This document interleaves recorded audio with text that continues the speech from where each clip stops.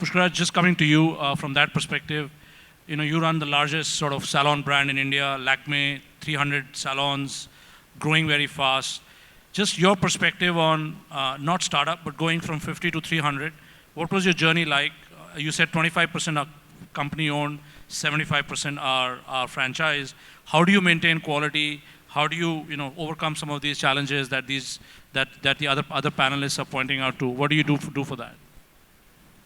Sure. So I think it's quite critical first to get the unit right. And someone's already spoken about getting unit economics right, but it's also important to get at the unit level, the customer experience journey, the portfolio, the look and feel, just get the entire element of the mix right, which we did. So we spent 2 years in actually changing all the salons that we had to where the new look, the new customer experience journey, the new portfolio. And that's a bit like a pit stop situation. So, you're running the race and you're taking that salon out into the pit stop. There are, 20 people working on it, and then you're bringing it back into the race again. So we first did that. There were also, you spoke about the difference between company-owned and franchised-owned. I think that's all to do with structure, mindset, and metrics, right? So we do not have a independent company-owned and a franchise-owned structure. We have one Lakme structure, and the ops team basically is responsible for all salons which come under that. Most of our processes are consumer and stylist facing, and whether the consumer or the stylist works in a company-owned salon or a franchisee-owned salon, it's an administrative detail. The career path for them, the kind of training, so we do about 5 hours of training per month per expert. All that is exactly the same. The way the structure, the way the portfolio is deployed, the way the salons look, it's exactly the same. Obviously, when I say this, there would be, a 10% gap, but that is not by design. That's, something that we are losing tolerance for, and I'm sure we'll close the gap as we go. I think the business is all about expertise, and I think enough has been spoken about talent shortage. I don't think this is about volume of talent. We need to attract the best quality talent to this business, which I think all of us haven't done a particularly great job at. Right? So I remember in the year 2000 when everybody was talking about Y2K as the buzzword. Y2K was basically, absolutely low-level coding job where you had to find a string and change that string, right? But people like Infosys and TCS and the likes just put a lot of sizzle into it and got talent from best institutes to go and do that kind of a role. And today we aren't able to get that kind of talent into the business. I think that will change with the amount of focus that all of us are putting in attracting talent. And I think the bigger game is in attracting talent, not in numbers, but in quality of talent. Because this is a business where soft skills, ability to understand, exposure to global trends will make a huge difference to how this business is perceived and how we see this business 5 years from now. The other part is that you need sizzle on the floor. And I think Rod's very clearly spoken about culture on the floor. So at Lakme, we have 5 values. Those core values are celebrated on the floor. I would rate ourselves a 6 on 10 on that, long distance to cover. So what would be the 4-5 sort of key metrics that you measure salon sort of? So obviously we look at footfall growth for same salons. We look at net promoter score. We've introduced this measure about 3 years back, and we have tripled on that metric ever since we've started. So very clear positive movement in net promoter scores. We do a mystery audit across all our salons, and that again we've moved by almost 800 basis points in the last 2 years. We look at innovation contribution, and that 4 years back we were at 6% of our revenues came from innovations, as in services launched the previous year or in the year, and that last year we left at 31%.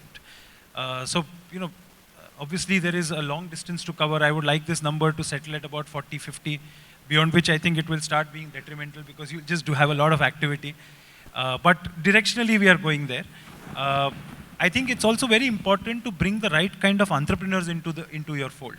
So the quality of entrepreneurs or quality of business partners or franchisees that we are getting in has significantly gone up.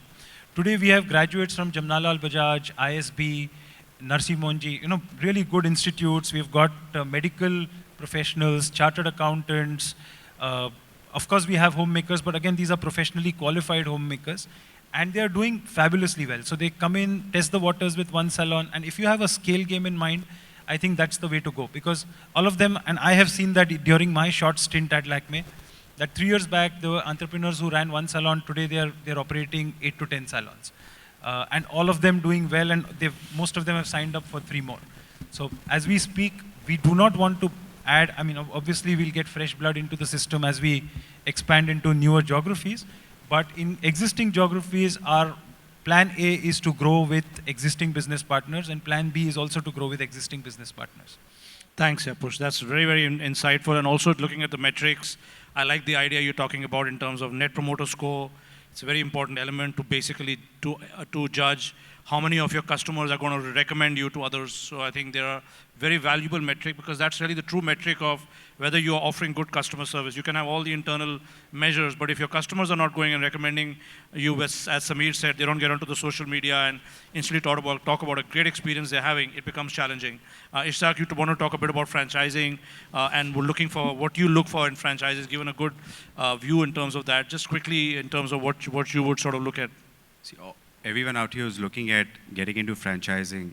Firstly, you need to make profit yourself in your own store. And when you franchise, you expect a 5 to 10% royalty. Where does it come from? It comes from the bottom line. So if you're not making a 30% or a 25%, you cannot franchise, because what will happen, you'll appoint a franchisee, he will not make money, he'll not pay you royalty. He'll cut corners where the problem starts. So first and foremost, get a business model right, which has a payback of 3 to 4 years. So if you're making your money in 3 to 4 years, your franchisee will make money in 5 years. So at least you have to give him a 20% return on investment. That's where the first step comes in. Second and most important point, see, we would like to grow numbers, but you have to be very selective of whom you take on board as a franchise partner, because you are married to that person for 10 years. And if your wavelength doesn't match and he's not the right partner, he will just screw your brand. And the biggest problem, what most of the franchises face, is outstanding royalties. So you may have a fabulous setup, but your outstanding would be running huge. There's defaults, there are court cases, there are notices. So my request, first, get your business model right. Second, get the right franchise partner. Thirdly, when you get into franchising, at some point of time, there will be a huge growth. So you need to build the team today. You need to build the team today to support that growth, because you're not putting in capital. As a franchisee is putting in capital. You need to make sure that guy is successful. And as Pushkaraj rightly said, you need to have one structure. What are the mistakes people do is, they treat it as a step-child kind of a treatment in franchising. So this is franchising, let's keep this on the side. So there's a separate team which is handling it, this is my corporate team. That's the biggest mistake what we do. If you have a business head for Delhi, that business head is equally responsible for your franchise outlet as is your own outlet. If you have training, it should be equal, because the guy has come to you, paid your franchise fee and royalty, because you bring a business model on board, and you need to support him. So these are the few factors which are very important. And coming back to talent again, it's very difficult to find good talent. The biggest problem that we face is the quality of talent that we attract in our industry. If somebody is graduating and going to tell him, he's not going to go, I'm going to become a hairstylist, or I'm going to go and work for a salon. Even at the managerial level, when you're hiring people, people are not really open to become a manager of a salon. They would prefer a bigger store or a bigger format. So that is changing, but it's going to take a while. So maybe the thing we need to think about, and maybe some of you guys can address it, how do you make this industry more attractive? Because you're all talking about talent, but talent is all sitting around the room, talent is all outside.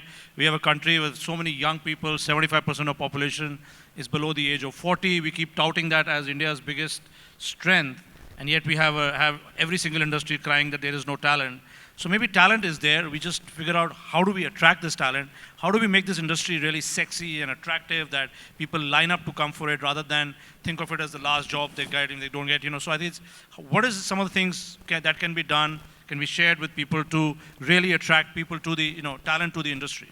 Well, I think there's a big change. Honestly, it's a very positive change, and all of us sitting here can see it, that the beautician or the hairstylist used to work in a salon 10 years ago has significantly changed. And I'm seeing it not only in big metros like Bombay and Delhi, but also in the tier 2, tier 1 cities. it's a responsibility each one of us has, and to remove the so-called stigma which is still attached to the industry. How many of us in this room will say that, hey, I'm very happy to see my son grow up and become a barber or become a beautician? Ask yourself the question, and you'll have the answer yourself. So I think we all need to understand and respect the fact that what Government of India is also doing, which is to build the whole vocational piece. And today, the value of a degree is going down and down and down. And I went to B school myself. I didn't ever realize that I'll end up running a beauty salon. And I've been doing this for the last 10, 12 years. I'm very happy to do this. So I think there is a shift, but the responsibility to just say that it's going to change, no. It's forums like these. It is continuous education on today's vibrant social media, that it's a great place to, actually it's a recession-proof industry, honestly, if you ask me, you know. So we don't move up and down because of the stock exchange. Yeah. I think what we need, my view, and just blessing, and you guys can come in, is like what we have Master Chef programs. We need a Master Barber program, because suddenly chef is very cool to be in India. Everybody's son and daughter wants to be a chef. You know, it was never the case before. 5 years ago, nobody wanted to be a chef. And I think this is something that maybe the industry needs to get together and put some programs out there, make it cool and, you know, fun to be a barber. Why not? It's a great profession, pays a lot, you know, and many of the barbers abroad, you know, paid a lot of money. It's a huge business. Everybody just gave a few bites on that.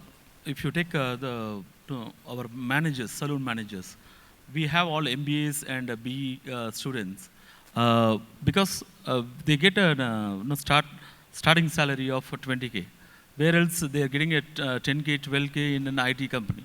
So there is a reason, financial reason is there, and no, actually they enjoy this ambience where they work. Actually, they sitting in front of a system. Does their family feel proud that they are running a salon versus working for a Infosys or a TCS or a KPMG? I mean, you know, so is there a big difference? Yeah.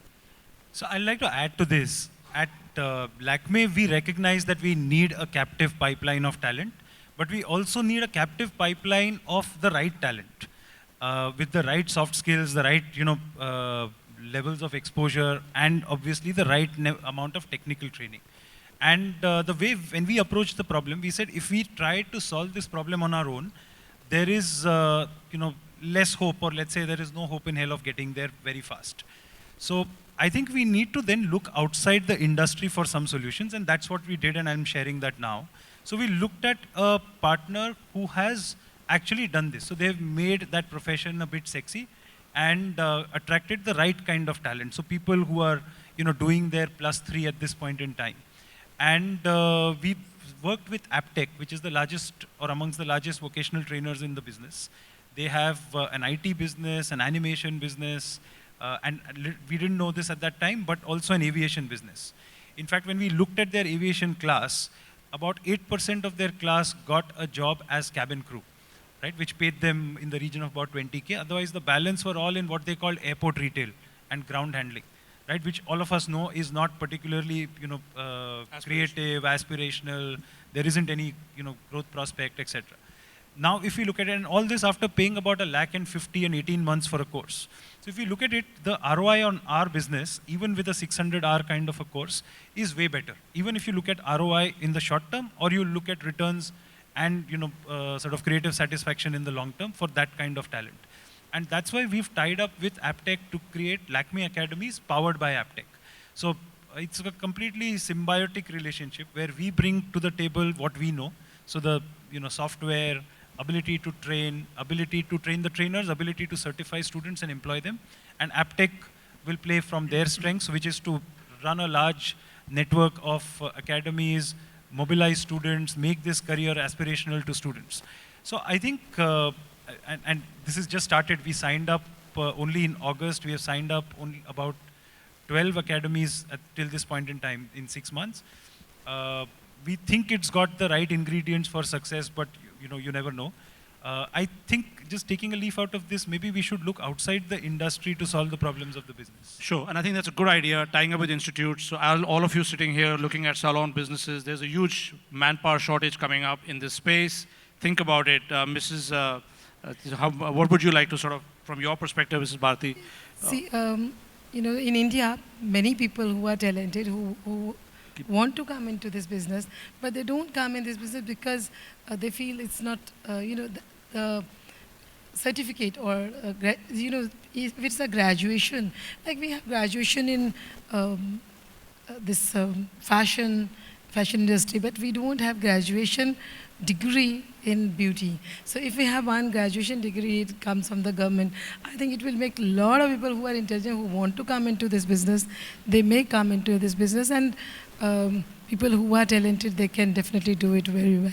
So maybe one of the things to do is to lobby the government to give it industry status, put a lot of, because Prime Minister Modi and the government is really pushing for vocational training, skill training, make this more of a formal education rather than something people go and learn in 6 months. That way you'll take 3 years to become a stylist. So it'll just makes the whole process more rigorous from that perspective.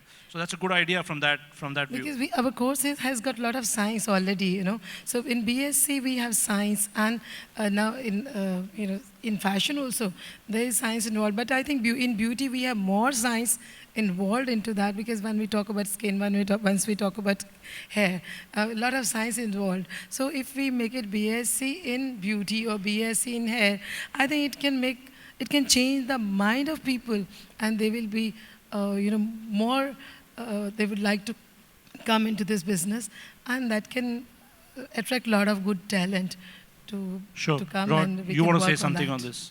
I think that from an outsider's perspective, and it's certainly not a derogatory comment, but as an industry, as Samir said before, we can teach and teach and teach. But if we haven't got the soft skills and we haven't got the creativity, which, sorry to say, the country doesn't at the moment, or this industry doesn't, we're not going to move forward to be international ever. And the problem with that is, as a culture, and I'm part of it, so I say that as a white guy, but I've been here for 9 years, so I'm part of the problem. You're part Indian now. No, I think you're full Indian now. I'm very bad I picked up all the bad habits and call myself a foreigner. So the problem is that we want everyone to have an opinion, but the minute they speak, we slap them on the back of the head and say, shut up. What do you know? I'm the owner, or I'm the boss, or I've been doing this longer. And the biggest problem we have as an industry, if we cannot get past that and drop our egos at the door, we're all going to be moving backwards 100 years, and we'll never move forward to be international. So when it comes to, does a client know the difference between a 700 rupee haircut or a 7,000 rupee haircut? 100% they do, based on soft skills, based on personality, and based on being creative and having an opinion. So we all want that one staff member that could charge 5,000 or 10,000, but yet we don't want them to speak, we just want them to charge. Clients aren't going to ever pay that. We need creative people that their voices are heard, and that's the way the industry is going to change. But until we can get past that as the leaders in the industry, nothing will ever change. So some good thoughts around that in terms of changing attitudes, building capability, maybe putting a formal degree around this. Anything else you guys want to comment about which could be helpful for the audience, just from a point of view of starting up, and then we'll get some questions also from you guys. Just quick pointers. What he just mentioned is, again, as I said, the challenge is the right kind of talent. So what we do, technical is one part of the overall experience, but the experience is just not the haircut. The experience is from the time the customer enters through their door, takes the service and goes out. That's where the soft skill comes in. And we're spending a lot of time with our barbers, which are not even 10th pass or whatever, to train on soft skills. We get them an English-speaking course sponsored by the company. The biggest challenge, you have to get them going for the course. So they refuse to go, though we are sponsoring it. So you cannot tell them, okay, go for the course. You have to keep convincing them. So the 2 guys will go. They will start speaking English. Hello, how are you? Good afternoon, sir, welcome. The other guys get motivated. So you need time. You need a lot of patience. And also, as you rightly said, inputs from your employees is very important. When I go to a store, I didn't say, what revenue have you bought? I will sit with every staff and ask them, what's happening? What do you think we can improve here? And they come up with wonderful suggestions. I'll give you a very small thing. We had a wooden flooring in our barber area, which we have. And one of the barbers says, when you walk with these heels, it makes a lot of noise, so it disturbs the customers. Can you just add soles added? I added that for all the stores across. Very simple. You've acknowledged he's done it. You've implemented it. Next time, 5 suggestions. Today, when we got into the business, it was a nightmare getting people in. Now I'm doing 80% of my hiring through referrals. We give 50% of the salary of the hired person as incentive to our staff. I don't want to pay to an outside consultant. You pay 1 month's salary, I don't want to do that. I would rather pay to my employee who's sitting over there. So you have to listen to them because they are the one who are on the ground. They understand what customer wants and implement those changes. So every time you go, there is some positive feedback. You come back from the store and you improvise one service. And they feel they are part of it. They feel they're part of it. That's why I said it's very, very important to get them involved in the business. Thanks.